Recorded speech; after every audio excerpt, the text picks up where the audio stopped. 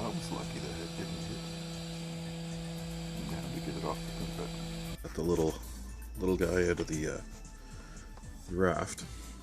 Had to use some of my really small pliers and side cutters, and didn't really get to an X-Acto blade. I might take a really fine diamond tip on my Dremel just so I can get into some of those tight places without risk of removing too much. It doesn't seem to affect plastic too much, but it'll sure take out glass and metal.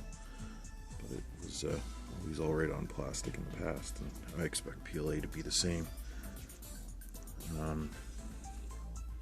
Came out pretty good. I was really surprised that it didn't destroy or totally wreck the foils on the side of the TIE fighter there.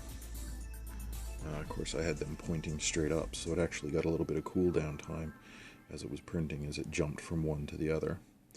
But that's only 2 passes thick.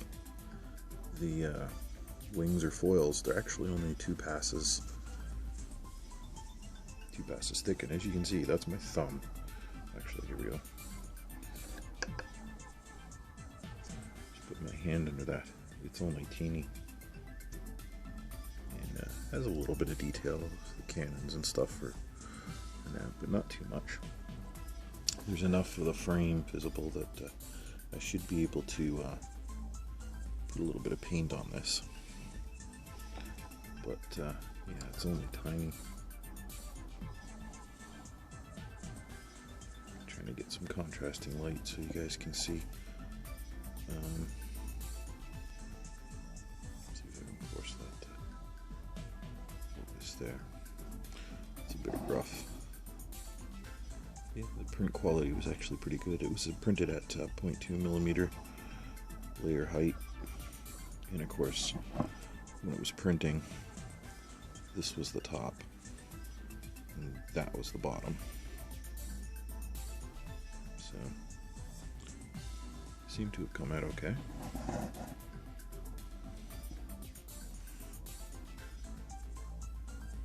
It's a little bit hard to see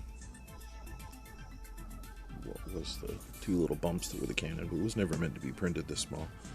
Anyhow, I'm gonna put some white acrylic on it, and then maybe some black as I get some time, and then I'll follow up after that. Anyhow, as always, thanks for watching.